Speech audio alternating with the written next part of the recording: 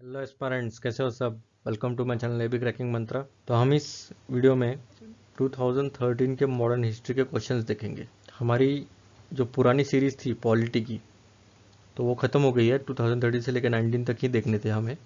तो ये I link पर है, आप देख लीजिए अगर नहीं देखा रहेगा तो।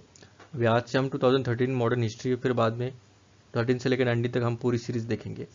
और जो बिगनर्स हैं उन्हें मैं कहूँगा एनसीईआरटी आती है, इंडिया स्ट्रगल वाली, बिपिन चंद्रा की। तो बिगनर्स है उन्हें ये पढ़नी चाहिए फिलहाल के लिए। कोई आइडिया नहीं है इसलिए बिगनर एकदम फ्रेशर है। और अगर आपको थोड़ा एडवांस लेवल पे जाना है, मतलब थोड़ा सा मेंस पॉइंट ऑफ व्यू पढ़ना रहेगा, तो थोड़ी सी मोटी किताब आती है बिपिन चंद्रा की है, स्ट्रगल फॉर इंडिपेंडेंस वाली, इंडिया स्ट्रगल फॉर इंडिपेंडेंस वाली, तो वो पढ़ लीजिए। और प्रीलिम्स के लिए स्ट्रगल वाली इसका ही समरी है पूरा स्पेक्ट्रम, तो वो पढ़ लीजिए। इतना काफ़ी हो जाता है 3 सोर्सेस। चलिए स्टार्ट करते हैं वीडियो को। ये मेरे बारे में थोड़ी इन्फॉर्मेशन है, आप पढ़ सकते हो। चलिए मॉडर्न हिस्ट्री के क्वेश्चंस के सवाल देखेंगे हम। यूपीएससी प्रीलिम्स मॉडर्न हिस्ट्री 2013 के क्वेश्चंस ये रहे आपके स्क्रीन पर। The demand for the Tebhaga peasant movement in Bengal was for, मतलब जो डिमांड थी तेबगा पेजेंट मूवमेंट की वो क्या थी, तो वो पूछा गया है। तो reduction of the share of the landlords from 1/2 of the crop to 1/3, जो शेयर है लैंडलॉर्ड्स का 1/2 से 1/3 करना। फिर साथ बाद में grant of ownership of land to peasant as they were the actual cultivator of the land, मतलब जो ओनर है उन्हीं को पेजेंट बनाया गया है। तो वो बोल रहे कि हमें फिर से ओनर बना दीजिए वही लैंड का, जो एक्चुअल कल्टिवेटर है वही ओनरशिप ग्रांट कर रहे थे। और बाद में जो ज़मींदारी सिस्टम है उन्हें पूरा जड़ से उखाड़ देना। और जो राजेशाही टाइप रहता है कि वह ज़मींदार लोग पूरा राजेशाही टाइप ही करते हैं कि बाबा हमें इतना इतना क्रॉप चाहिए, इतना इतना रेवेन्यू चाहिए, तो ये सब खत्म करना। बाद में writing of all peasant debts, मतलब जो पीजेंट के जो लोन है उन्हें पूरी तरह खत्म करना, नील करना। राइटिंग ऑफ मतलब पॉज करें और कोशिश कीजिए सॉल्व करने की। तो इसका answer A, 1/2 the crop to the 1/3।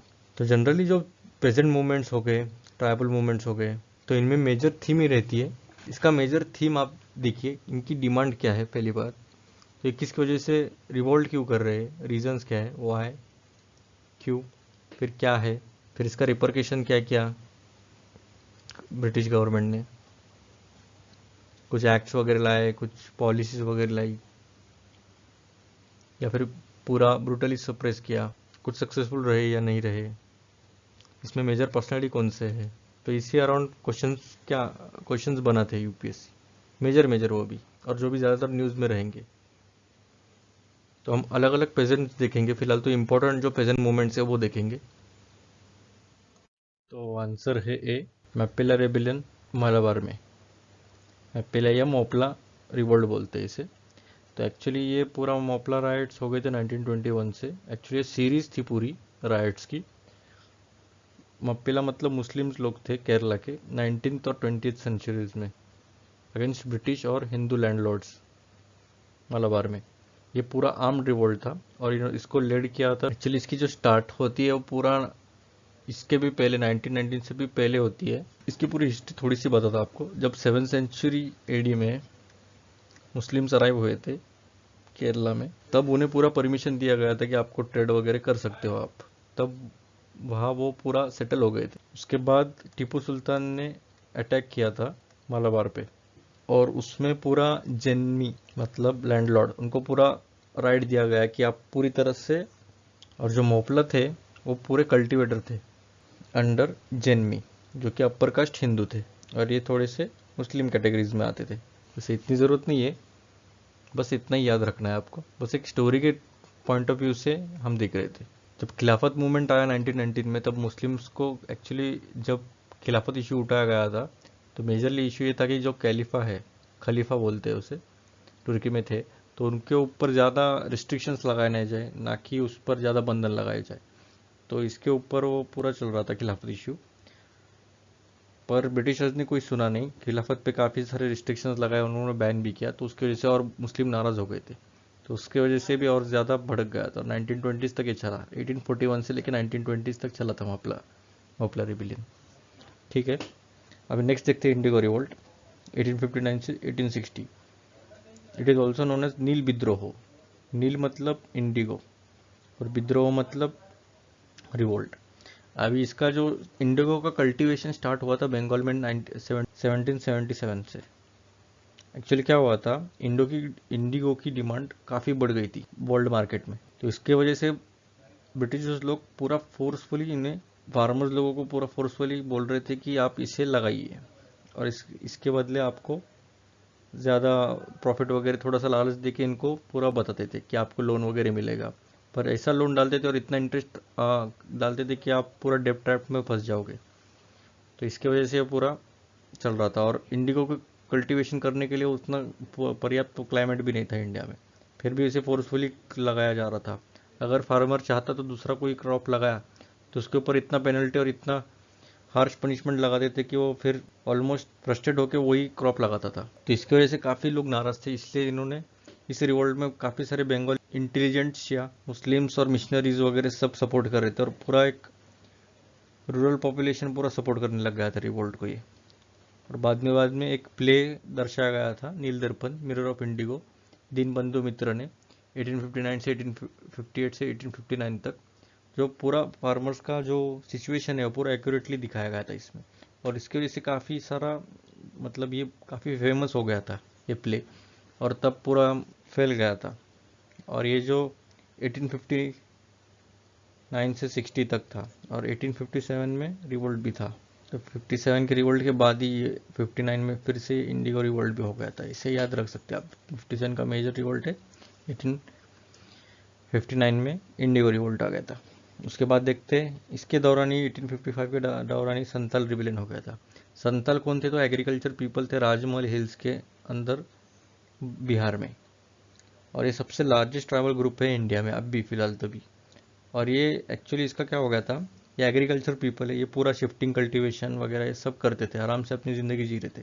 जैसे ब्रिटिशर्स का इन्वेजन हुआ तो उन्होंने ज़मींदारी सिस्टम लगाई। ज़मींदारी मतलब कि एक ज़मींदार रहेगा, आपके खुद के जो खेत है उसके ऊपर ही आपको पेजेंट बनाया गया, मतलब लेबरर बनाया गया, और उसमें आपको ये सब उगा के आपको उन्हें ये दे के देना पड़ता था पूरा। तो ये लैंडलेस बॉन्डेड लेबरर्स हो गए उनके खुद के घर में ही। इसकी वजह से काफ़ी सारा एक्सप्लॉयटेशन हो रहा था, आपको अंदाज़ा लग गया रहेगा कि कितना एक्सप्लॉयटेशन होता रहेगा।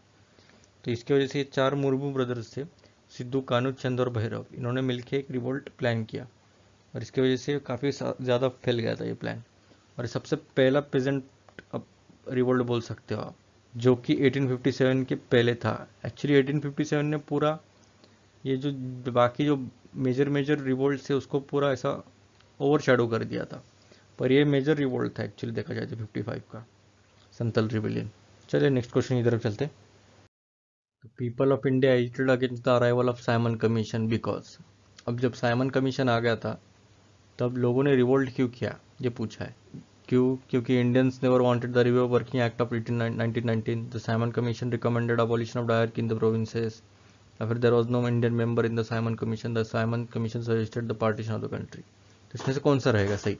तो जनरली ये जो कमीशंस वगैरह रहते हैं तो फर्स्ट ऑफ ऑल इसको वाई पूछना चाहिए, ये आया क्यों था, फिर इसमें क्या लिखा गया था, इसके रिपरकशंस क्या थे, मतलब ये जो पूरी टाइमलाइन रहती है। अब साइमन कमीशन आया 1927 में, तो इसके पहले क्या हुआ था, इसके पहले क्या हुआ था इसलिए ये आया गया, फिर इसमें क्या था, इसके रिपरकशंस क्या हुए, फिर गवर्नमेंट ने क्या किया, फिर इधर इंडियंस ने कैसे रिस्पॉन्स किया इसमें।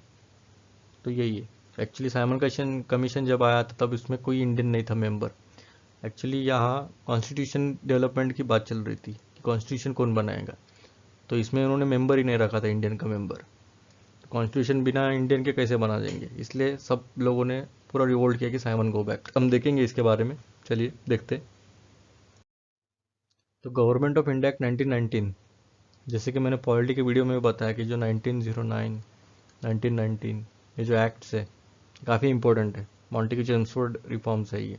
तो उन्होंने इसमें एक प्रोविज़न बनाया था कि एक रिव्यू कमेटी रहेगी जो ये पूरा काम संभालेगी हर 10 साल के बाद। तो जो कंजर्वेटिव गवर्नमेंट था उन्हें ऐसा लग गया था कि ये काफ़ी अभी डिफीट के कगार पर है, तो इसलिए तब तक उनके लिए टाइम भी नहीं है और इनएक्सपीरियंस लेबर पार्टी भी नहीं है, तो अभी 10 साल मतलब 29 में आना चाहिए था, पर इन्होंने डायरेक्ट 27 में अपॉइंट किया था। तो इसका नाम था इंडियन स्टैट्यूटरी कमीशन, इसको ही बोलते हैं साइमन कमीशन। जैसे कि मैंने आपको बताया कोई इंडियन नहीं था उस कमेटी में, इसलिए बॉयकॉट हो गया। जैसे कि ये दिख रहा है आपको, साइमन गो बैक, ये पूरा ऐसे नारे लग गए थे काले झंडों के साथ। तब मुस्लिम लीग ने स्प्लिट किया था, मतलब उन्होंने कुछ ऐसा कुछ स्टैंड नहीं लिया था। और मुस्लिम लीग में तब ये नहीं थे, जिन्ना नहीं थे, जिन्होंने पूरा सपोर्ट किया था बॉयकॉट को। तो अभी साइमन कमीशन देखते हैं 1927 का, कि इन्होंने क्या रिकमेंडेशंस दिए थे कि जो कम्युनल रिप्रेजेंटेशन है वो कंटिन्यू रहेगा। कम्युनल रिप्रेजेंटेशन मतलब जो मुस्लिम्स है उनको रिप्रेजेंट करना, फिर सिख हो गया, ये 1919 के पूरे प्रोविजंस थे। फिर वुमेन हो गई, फिर अबॉलिशन ऑफ डायर क्या आ गया था, extension of responsible in provinces, creation of Indian federation, ये सब इनके रिकमेंडेशन है। और तब तक नवी गवर्नमेंट आ गई थी लेबर पार्टी की, ये कंजर्वेटिव थी, और अभी पावर में आ गई थी लेबर पार्टी। तब पीएम रामसे मैकडोनाल्ड आ गए थे, उन्होंने डिक्लेयर किया कि जब साइमन कमेटी रिपोर्ट करेगी अपना, तब एक राउंड टेबल कॉन्फ्रेंस होगा और तभी हम डोमिनेंट स्टेटस दे देंगे इंडिया को। डिस्कस करेंगे, देंगे भी नहीं, डिस्कस करेंगे। तब सभी मेजर लीडर गैदर हो गए और उन्होंने दिल्ली मैनिफेस्टो जारी किया। उन्होंने यही बताया कि ये राउंड टेबल कॉन्फ्रेंस का कुछ मतलब ही नहीं है, कुछ डिस्कस तो वगैरह करने वाले नहीं, ना ही हमें डोमिनेंट स्टेटस भी देंगे, बस एक इम्प्लीमेंटेशन प्लान बनाएंगे। वो वायसरॉय ने गांधी जी को बोल दिया कि ऐसा प्रॉमिस हम नहीं कर सकते, डायरेक्ट हमें डोमिनेंट स्टेटस देना ये नहीं हो सकता। तब गांधी जी ने कुछ शर्तें रखी। उसके बाद उन्होंने 1930s में सिविल डिसोबीडियंस मूवमेंट की घोषणा करने की चेतावनी दी, अगर ये डिमांड्स मंजूर नहीं करते तो हम सिविल डिसोबीडियंस कर देंगे। चलिए नेक्स्ट क्वेश्चन की तरफ चलते हैं। अभी Quit India movement was launched in response to, अभी किसके वजह से आ गया, अभी ये क्वेश्चन देखो, ये किसकी वजह से क्विट इंडिया मूवमेंट चालू किया था। Cabinet, Cripps, Simon, Wavell. अभी साइमन 1927 का है, ये 1942 का है। कैबिनेट मिशन प्लान 1945 का है। क्रिप्स आ गया 42 के अराउंड। वेल प्लान आ गया 44 या 45 के अराउंड। तो ये अगर टाइमलाइन भी पता रहती तो आपको पता चलेगा कि क्रिप्स है। चलिए देखते हैं इसका एक्सप्लेनेशन। तो आंसर भी था क्रिप्स प्रपोजल की वजह से। अभी क्रिप्स मिशन आया क्यों था, एक्चुअली क्या हो गया था, इसका बैकग्राउंड देखते हैं हम क्रिप्स मिशन का। तब जापान काफ़ी एडवांस हो रहा था इंडिया की तरफ से ईस्टर्न साइड में, और बर्मा भी फॉल हो गया था तब तक। तो पूरा थ्रेट था कि जापानीज इन्वेजन आ जाएगा। और तब तक सेकेंड वर्ल्ड वॉर भी चल रहा था 1939 में। और जो वाइसरॉय थे लिनलिथगो, उन्होंने डिक्लेयर किया कि इंडिया भी एक पार्टी रहेगा as a part of British empire. मतलब किसकी परवानगी के बगैर उन्होंने किसी का कंसल्टेशन नहीं किया और सीधा बोल दिया कि हाँ इंडिया एक पार्ट है और ब्रिटिश को हेल्प करेगा। तो इसलिए ये पूरा मैसिव प्रोटेस्ट हो गया और कांग्रेस पार्टी ने पूरा रेजिग्नेशन दे दिया। और उसमें ब्रिटेन काफ़ी प्रेशर में था, क्योंकि यूएस भी काफ़ी तरह से दबाव बनाए रही थी, और बाकी के जो पावर से यूएस के साथ वो भी काफ़ी दबाव बना रही थी। इसलिए ब्रिटिश गवर्नमेंट ने क्या किया, बाबा क्रिप्स मिशन भेजा इंडिया में और बोला भाई कि इंडियंस को समझाओ कि हमें सपोर्ट करे वॉर में। इसलिए मेंबर्स पूरे क्रिप्स मिशन के कौन कौन थे, तो स्टाफर्ड क्रिप्स तो पहले थे, इंडियंस और ये सब मिले। तब हमने इंडियन नेशनलिस्ट ने बोला कि हम एग्री करेंगे सपोर्ट करने के लिए, पर हमें तुरंत इमीडिएट ट्रांसफ़र कर दो, तो पावर रहेगी और कंप्लीट इंडिपेंडेंस दे दो हमें जब वॉर ख़त्म हो जाएगा। तब क्रिप्स मिशन ने कुछ प्रपोजल्स रखे। पहला कि हम तुम्हें इंडियन डोमिनियन स्टेटस दे देंगे, और ब्रिटिश कॉमनवेल्थ से आपके पूरा राइट है, आपको रहना ही है तो रहो, नहीं तो आप सिसीड भी कर सकते हो। फिर बाद में एक कॉन्स्टिट्यूएंट असेंबली भी रखेंगे एक न्यू कॉन्स्टिट्यूशन बनाने के लिए। उस असेंबली में मेंबर्स इलेक्टेड रहेंगे प्रोविंसेस के, नॉमिनेट किया जाएगा प्रिंसेस थ्रू। जिसे इंडियन डोमिनियन ज्वाइन नहीं करना है वो अलग से अपना खुद से सेपरेट कॉन्स्टिट्यूशन और सेपरेट यूनियन बना सकते हैं। इन शॉर्ट ये दूसरा मुल्क बनाने की कोशिश कर रहे थे, मतलब उधर भी डिवाइड एंड रूल पॉलिसी खेल रहे, जब इनके गर्दन पर तलवार है तभी भी। तो सभी ऑब्वियस है, इतने सब ऐसे छोटे छोटे डिमांड्स थे, तो सब ऐसे जब इंडियन नेशनलिस्ट ने बोला हम तो ऐसे स्वीकार नहीं करेंगे, आप हमें अभी डोमिनेंट स्टेटस देने की बात कर रहे हैं और हम आपको कंप्लीट इंडिपेंडेंस मांग रहे हैं। तो इसलिए पूरा रेडिकल पर्सपेक्टिव था इसमें, क्योंकि ये पूरा मुल्क की बात कर रहे थे। और इसमें सब मुस्लिम लीग ने भी, आईएनसी ने भी और अदर इंडियन ग्रुप्स ने भी, सब ने इसे पूरी तरह से नकार दिया था। जैसे कि हिंदू महासभा और लिबरल्स ने भी बोला कि बाबा हम right of states to secede, मतलब जो स्टेट्स रहेंगे वो सिसीड भी करेंगे इंडियन डोमिनेंस से। मतलब स्टेट्स के पास पूरी पावर है कि हम जैसे जब चाहे जब निकल के जा सकते। और जब ये फेल होके जब गए, तब क्रिप्स मिशन जब गया तो गांधी जी ने ये स्टार्ट किया new campaign quit India movement अगस्त 1942 में। तब ऑल इंडिया कांग्रेस कमेटी बनाई गई थी बॉम्बे में। M K Gandhi launch quit India movement during world war two. This was a civil disobedience movement in response to Mohandas गांधी's call for satyagraha. The first Indian tricolor was hoisted when Aruna Asaf Ali hoisted the Indian tricolor in the Gowalia Tank Maidan proudly। और उन्होंने एक speech दिया था do और die given by Mahatma Gandhi, करो या मरो। ठीक है, नेक्स्ट क्वेश्चन की तरफ चलते हैं। अभी जो एनी बेसेंट है काफ़ी इंपॉर्टेंट पर्सनैलिटी है, तो उसके बारे में क्वेश्चन है।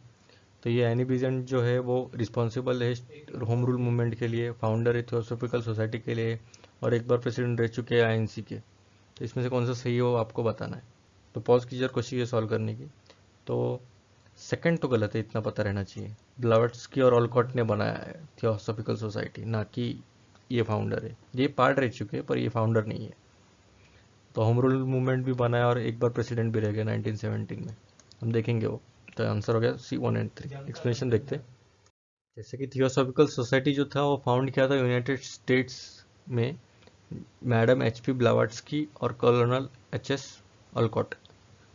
बाद में ये लोग इंडिया में आ गए और उधर फाउंड किया हेडक्वार्टर अडियार में, जो कि मद्रास में है 1886 में। फिर थियोसॉफिकल सोसाइटी जो एनी बेसेंट ने बाद में हेड बन गई इधर की अडियार मद्रास की, इसलिए सेकंड स्टेटमेंट गलत हो जाए क्योंकि इन्होंने फाउंड नहीं किया, बाद में हेड हो गए। फाउंडर तो ये दोनों है। तो बाद में एनी बेसेंट ने कांग्रेस ज्वाइन किया 1914 में, और 1916 में बाल गंगाधर तिलक के साथ उन्होंने होम रूल मूवमेंट चालू की थी। तो इसलिए पहला सही हो गया कि उन्होंने होम रूल मूवमेंट चालू की थी दोनों बाल गंगाधर तिलक के साथ। बाद में आईएनसी सेशन 1970 कलकत्ता में हो गया था, तब वो एनी बेसेंट प्रेसिडेंट थी, मतलब हेड किया था उन्होंने इस सेशन को। चलिए नेक्स्ट क्वेश्चन की तरफ चलते हैं। Ilbert bill controversy was related to the. अब हिल्बर्ट बिल क्या है वो हम देखेंगे आगे। तो इसमें से कौन सा सही आप पॉज कीजिए और कोशिश सॉल्व करने की। एक्चुअली हिल्बर्ट बिल अच्छा बिल माना जाता है इंडियंस के लिए, क्योंकि ये जो इसमें आंसर सी हो गया, the removal of disqualification impose on the Indian magistrate with regard to the trial of the Europeans. मतलब पहले क्या होता था, इंडियन जजेस जो है वो ट्राई नहीं कर सकते यूरोपियन जो भी आएंगे गुनहगार वगैरह, तो उन्हें आप ट्रीट नहीं कर सकते।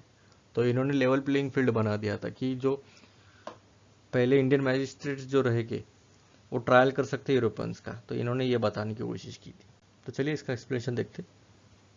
इसका थोड़ा टाइमलाइन देख सकते हैं हम। 1883 में आया था इल्बर्ट बिल, जो कि ड्राफ्ट किया था सर कोर्टनी इल्बर्ट, जो कि 9 फरवरी 1883 में था। और वाइसरॉयशिप कौन थे, लॉर्ड रिपन थे। लॉर्ड रिपन याद रखिए, लॉर्ड रिपन काफ़ी इंपॉर्टेंट पर्सनैलिटी।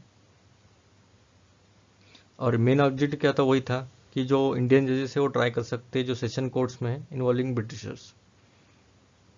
अभी इसमें कैसा हो गया, हम इंडियंस को लेवल प्लेइंग फील्ड पे ला रहे हैं, तो ब्रिटिशर्स को ऑब्वियसली गुस्सा आ जाएगा इस पर। ब्रिटिशर्स पूरे गुस्से में आ गए। फिर English movement, British tea and indigo planters in Bengal, ये सब काफ़ी गुस्से में आ गए।